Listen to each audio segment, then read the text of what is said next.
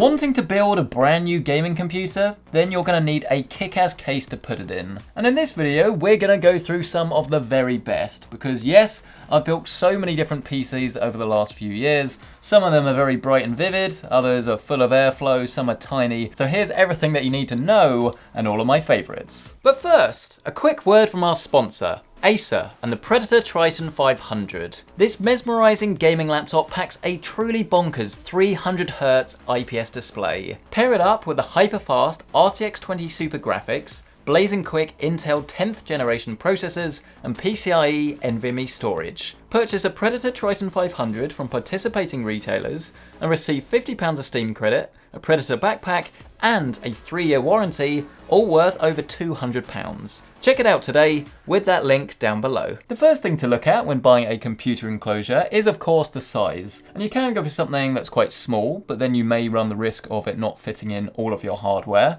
Or you can go for something that is far too big and then won't fit on your desk. There's no right or wrong answer. It's important to know what you're going to actually want to put in your computer, not only now, but into the future. There are 4 main sizes to look at: ITX, Micro ATX, Mid Tower, and then Full Tower. Mid and full towers are going to accommodate most modern hardware, while Micro ATX and then Mini ITX will require a smaller motherboard, and they usually take a fair bit less stuff as well, especially if you're looking at a really tiny ITX chassis. The main things to note are the maximum length of graphics card that you're going to want to fit, the placement of fans and radiators, and then how many drives it can accommodate. Now, airflow is a huge factor when buying a modern day PC, as the more efficiently it can bring air through the front, move it to the back to the components that need it the most, the better cooling you're going to have, the lower the temperatures, and in many cases the quieter your PC is going to be. More and more cases are offering mesh versions that maximize the cooling potential, but do be aware that this will result in more dust getting inside your PC, and in some cases louder acoustics. The other side of the coin is to go for a more silence optimized rig, with cases that have thick, closed off panels in an attempt to dampen vibrations and fan noise at the cost of higher temperatures. And if this sounds like a little bit of a catch-22, then it is, because of course the more closed off your cases, then the hotter and louder your components are going to be. But then if you go for something that's very open, you're going to hear more of the components.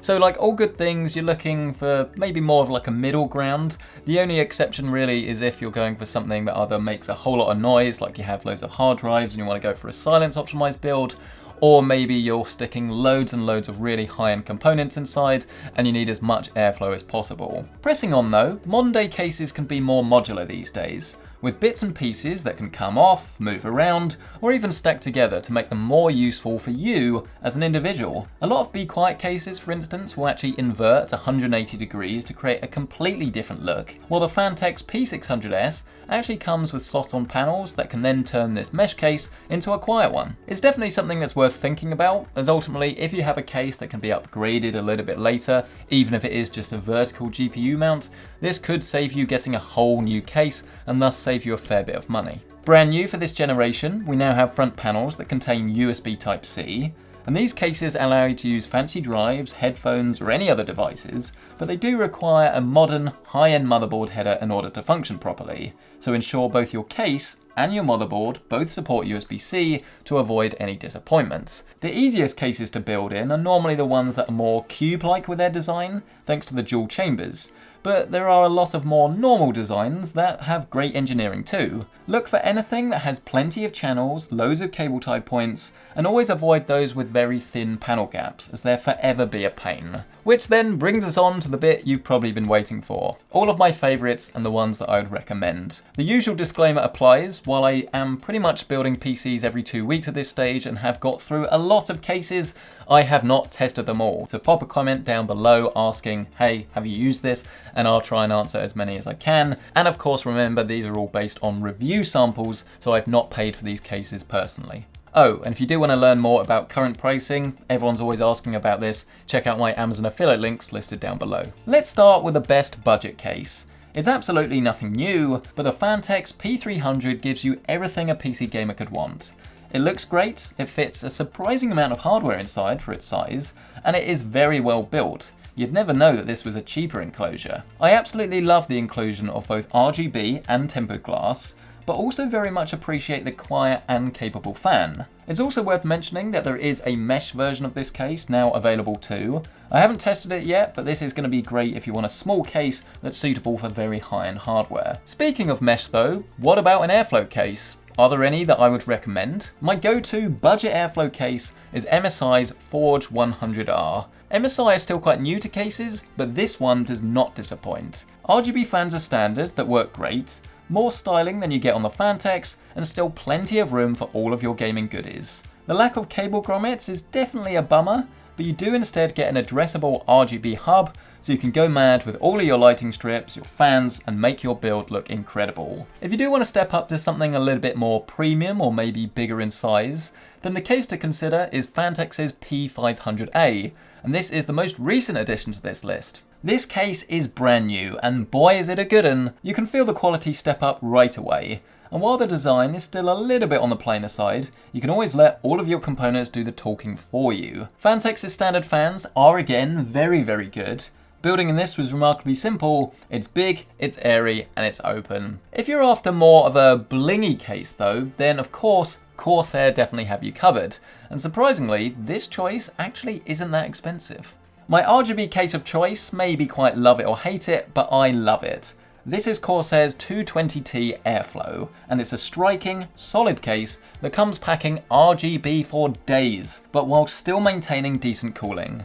Getting a build done takes no time at all in this, and thanks to Corsair's IQ software, you can always change the style as often as you like, with effects that easily outshine the competition. Cable management can get a little bit tight around the back, but as long as you're using a modular PSU, to be honest, you'll be absolutely fine. If you're after a mini ITX chassis though, this one is so simple for me. It's NZXT's H1. Now, it is very upmarket, but this price does include both a power supply and a cooler. So assuming you don't already have these, it shouldn't be too bad for you. The thing that makes this stand out is its uniqueness. Now, yes, I know, okay, it does look like the Xbox Series X, but this came first, so actually the Xbox looks like the H1. It's so easy to construct. Just drop in your motherboard, storage and RAM, wire everything up, and the case pretty much does the rest. Just make sure that your graphics card will fit in, as it is a little bit limiting, so probably no 3090s for a while, okay? Want to go for something a little bit bigger? Then here we have the star of the show, the Corsair 280X. Now, I absolutely have a love-hate relationship with this case, as I think it looks absolutely fantastic, and it's by far the easiest case to build in this entire list. Airflow itself actually isn't too bad either, but my problem is that it could have been a lot better if Corsair had just increased the air intake and outtake sizes ever so slightly more. So if you can get over this, or you're not using something that's especially powerful, then go right ahead. But if you're going to want to fit a stupid amount of hardware in here, I would look at something else. There was another contender for this slot, the Cooler Master MB320L, but I haven't actually built on this yet. I'll be getting it in around about a week or so's time and then actually starting my build. So if you're after the ultimate RTX 3080 Micro ATX build, then please get subscribed. You don't want to miss it. If you do want to go down the silent route, then the Dark Base 700 is the case for you. Full disclosure, Be Quiet sponsored some content around this case with me and Geekawatt a couple of weeks ago, but dang, this is a brilliant computer case. Thanks to the sound dampening and Silent Wings fans, you turn your PC on for the first time and you think something's wrong. Seriously, this case is so quiet. It also looks pretty smart too, in its own more grown-up way. I wouldn't say it's much of a head turner, but maybe build a custom loop inside it and then let that do the talking. My ultimate best big case is the absolutely ginormous Phanteks Enthuse 719. This case is the perfect blend of both style and substance, with enough edge to make it stand out, but not in a way that distracts from your hardware. It's the ideal starting point for those of you that want to do a really high-end project, and it's definitely the water cooler's dream. You can even put two systems inside this thing at the same time, really not too shabby. My favourite case though probably isn't that much of a surprise to those of you that actually follow this channel. I'm not sure if you can actually see it. It's the case behind me, the Phanteks P600S. And yes, I know, you love Phanteks too much. Well, they just make great cases, okay? The P600S is my case of choice, as it just comes with all of the features that I would expect, such as USB 3.1, a very large basement and then plenty of clearance, but more importantly, it has both mesh airflow intakes and solid panel covers. If there was ever a case that lets you have the cake and eat it, then it's gotta be this. And this is my list, my top cases. Let me know your favourites. What ones do you like on there? Are there some that you don't agree with? And if there is something, as I say, that's missing from this list, what's your favourite? Let me know down in that comment section below. As always, you can check out current pricing and learn more information on any of the products featured down in that description below. And of course, while you're down there, don't forget to check out the awesome Triton 500. Acer's gaming laptop refreshes at a mind-boggling 300 Hz, 5 times faster than your average screen, for smoothness that you simply have to feel to believe. Crush all of the latest titles with the RTX 2080 Super, 32GB of RAM, and 10th generation Intel processors,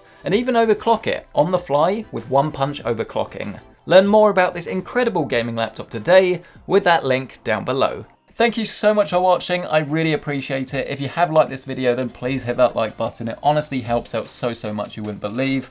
A sub to the channel would be awesome if you do want to stay in the loop with everything PC gaming, including my 3080 review coming very shortly. But thank you so much for watching, I'll see you in the next one.